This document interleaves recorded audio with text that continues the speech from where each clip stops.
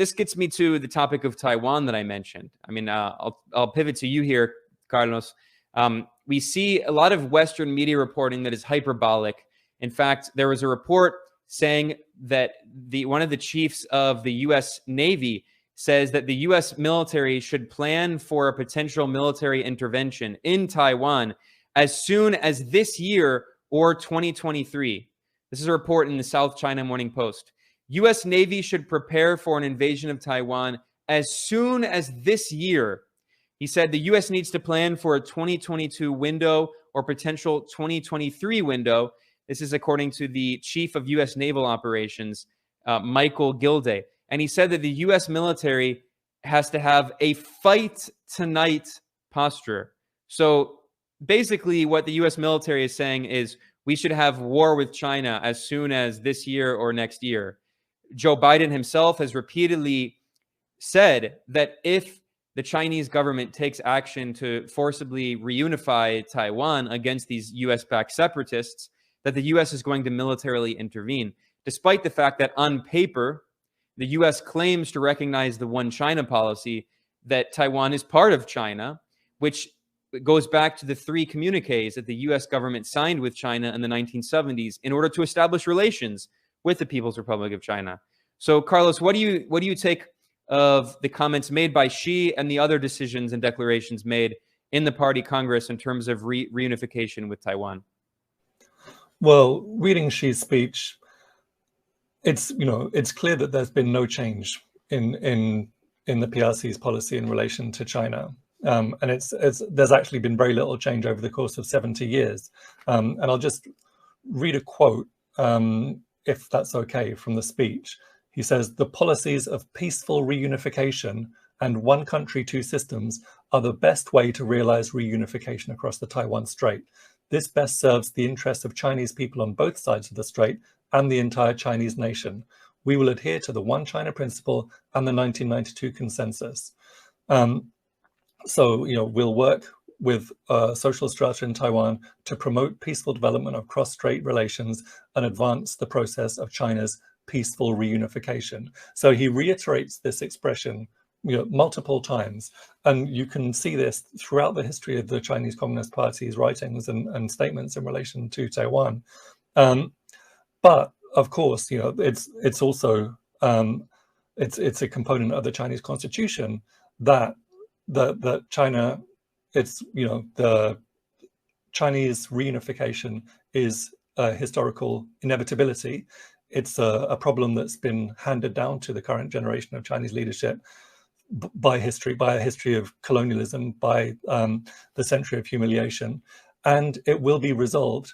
And if the West insists on supporting separatists in Taiwan, if it insists on undermining the One China policy, if it insists on escalating, then the CPC, the Chinese government, the Chinese military are never going to give up their right to retake Taiwan by force if that's what the situation comes down to. If Taiwan were to declare independence and to become essentially a vassal state of the United States and part of the first island chain to encircle and contain China, of course China will do what is necessary to prevent that from happening. But China's policy hasn't changed at all, and China's behavior hasn't changed at all in relation to Taiwan. What's changed is the West's policy. The West is actively escalating around the Taiwan question. It's actively provoking China. And ultimately, I think what that reflects, and a few commentators have said this, that basically the US has lost its ability to outcompete China in the economic field. The US is in a phase of permanent stagnation and decline, and its neoliberal economic model, which has been prevalent for 4 decades, is a proven failure. Whereas China continues to rise. China is increasingly a global leader in science and technology. Increasingly, working class people in China live well compared to their counterparts in the West. So the US can't compete on a science, economics, technology basis anymore. But where they can compete is military. And so I think it's what's happening is that they're actively trying to shift their competition from the economic field to the military field, and which is why the question of military modernization that Danny referenced is so important. We should be very clear that China follows a fundamentally defensive military strategy. China wants peace. It's not an accident that China hasn't been at war for 43 years. Britain certainly can't say anything like that. The United States certainly can't say anything like that. It's not an accident that China is the only country to have a no first use policy in relation to its nuclear weapons.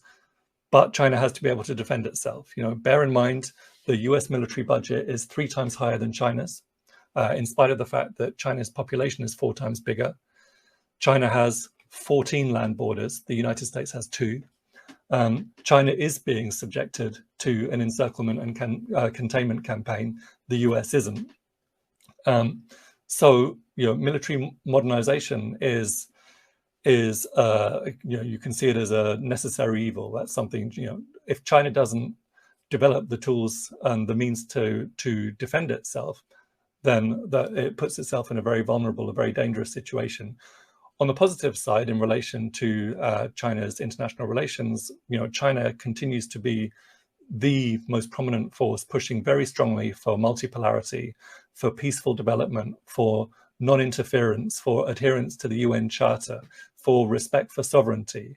And while you've got the US and its allies are pursuing division and conflict everywhere, via NATO, via AUKUS, the Quad, G7, etc., China's promoting cooperation via the Belt and Road, via the Global Development Initiative, via the Global Security Initiative, via the BRICS, via the Shanghai Cooperation Organization, via its relations with the African Union and the Forum of Africa-China Cooperation, via its relations with CELAC and with ASEAN. And that global vision is another thing that comes out of this National Congress and of Xi's work report. Just to reference one last quote on that, he says, "The CPC is dedicated to human progress and world harmony.